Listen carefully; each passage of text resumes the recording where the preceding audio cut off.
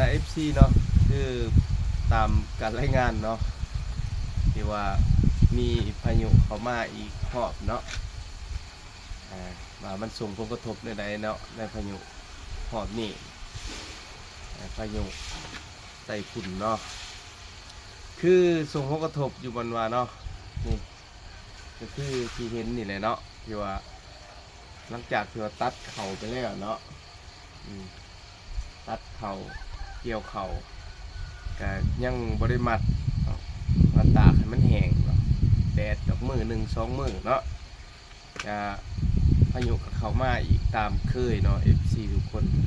นี่บ้านทั้งเจ้าถือกี่บ่เนาะทั้ง FC อยู่จุดใดเนาะพายุไปฮอดไปถึงบ่คือเห็นนี่เลยเนาะเกี่ยวมัดเขาเมียนนี่จ้าว่าสิให้มันแล้วเนาะ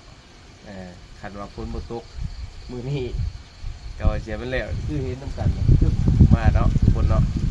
ถึงภาพทุกคนลมมาพร้อมคิดว่ามันเบิดฝนแต่ก็บ่เบิดเถื่อเนาะแต่ว่าฝนพายุจะปลายมานี่ก็ว่าแจ้งตามการแจ้งการเนาะเฮ็ดหาเก่าก็เริ่มงานเลยเนาะแต่คืนนี้เนาะส่งงานมาเลยอันนี้ก็เป็นผลกระทบก็คือพ่อแม่ประชาชนที่ว่าเฮ็ดทำการผลิตข้าวหน้าปีนี่แหละเนาะคือยากที่สุดก็คือขั้นตอนที่ว่ามันจะเป็นหมากแล้วเกี่ยมเชียวขึ้นเหล้าเนาะทุกคนเนาะก็เฮ็ดให้มันเปียกนี่มันก็หยุดสงัดเนาะก็คือปลาเมียนนี่คันมันมาแห้งเนาะฝนมาแห้งนี่ก็โอ้ลำบากเลยตัวนี้มันจะเป็นเขาที่ว่าบ่ได้คุณภาพทุกคนเนาะเอาไปส้มกันเลย FC ทุกคนมัดเป็นกองเป็นยังเมียนในนี่แหละทุกคนเลย เป็นพรเป็นยังในนี่แหละคิดว่าสิให้แล้วกับบ่แล้วเลยเด้นี่เห็นบ่ปุ๊ทงภาคหัวไปนั่นที่ว่ายังบ่ทันได้เกี่ยวเลยทุกคนเด้อเนาะแต่ว่าตัวนี้มัดแล้วนี่มัดเป็นมัดเมียนในนี่คันแม่นผลบ่ตกนี่ก็กู้ได้นี่เพราะว่าเพิ่นมัดว่านนี่เนาะคนนี่สิเข้าเดือน12แล้วยังบ่เบิดอยู่บัดที่ตอนอยากให้ตกย่ำฤดูเกี่ยมลงมือทำการผลิตนี่บ่มีมิดฝนจักมิดเนาะดังขึ้นบ่ตกบัดที่เดือนนี้แหละมืดครึ้มมาแล้วตกโลดบ่มีฟ้าดังก็ตกโอ้ยแต่แม่มันคักบาดนี่มันสิได้เฮ็ดหน้าแช่งบ่แล้วกินนี่โอ้ยังหลายอีหลีเพราะว่าเขาเพิ่นสุกน้ำหลังเนาะทงนี่เนาะ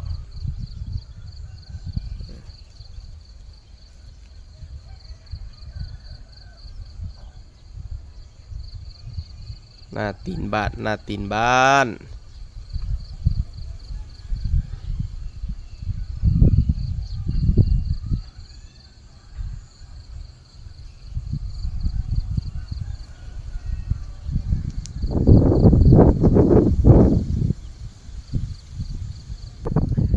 พา FC สิพา FC ไปเบิ่งธงที่ว่ายังบ่ทันได้เกี่ยวนกก็หลายแตกยั่วอยู่ไปสิพา FC ไปเบิ่งเนาะธงนะธงในหัวนะเห็นบ่ยังบ่ทันได้เกี่ยวตัวนะไปเลย FC นี่เป็นมัดแบบนี้แหละทุกคนนี่คือมัดเขานี่แหละเขาว่ามัดเขานี่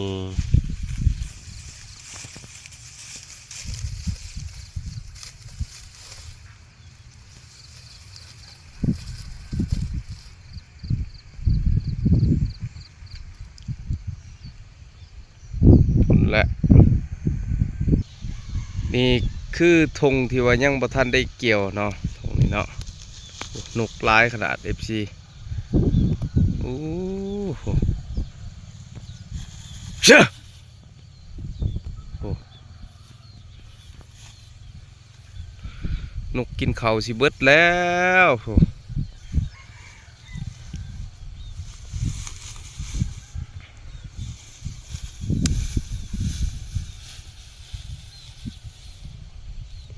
นกเห็นบ่แต่โคบนก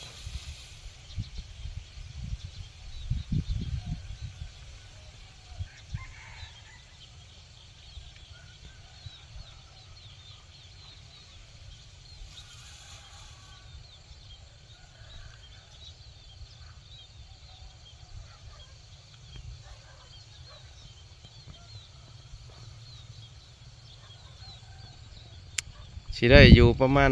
20-30 สอบคนละ FC ในนี้เนาะทงนี่ตอนนี่เห็นปะ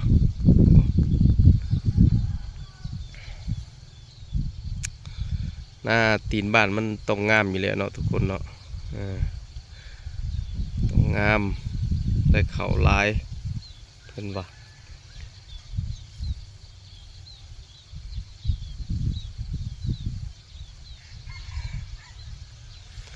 ลมพัดเนาะมันก็ปูเป็นหญ้าไปในนี้เลยเห็นบ่ปูเป็นนอนไปเลยลมพัดเขาก็ล่มโอ้ยเกี่ยวกับเจ็บแอวเลยนี่คันล่มเลยนี่นะลำบากเลยทุกคนเลยเฮ็ดนานี่ได้โมเมนต์ของง่ายเลย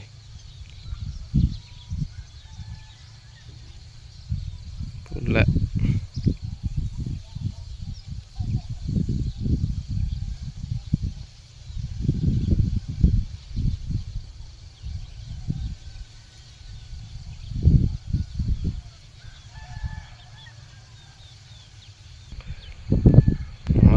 ทางนี้ก็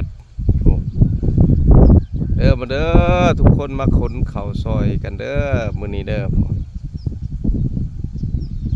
นะฮะหน้าตีนบ้านได้นี่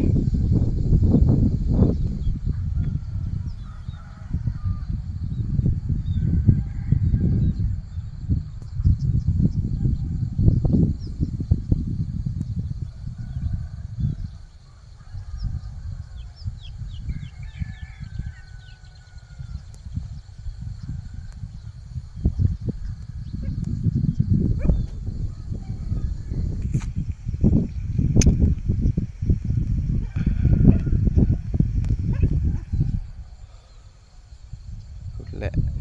ยังหลายทุกคนเอาเป็นยังไงก็ผาก FC เด้อผากส้มผากส่องในเด้อ FC ผากกดติดตามผากกดไลค์กดแชร์เป็นกำลังใจในการในคลิปต่อไปเนาะ FC ขอบใจบ๊ายบาย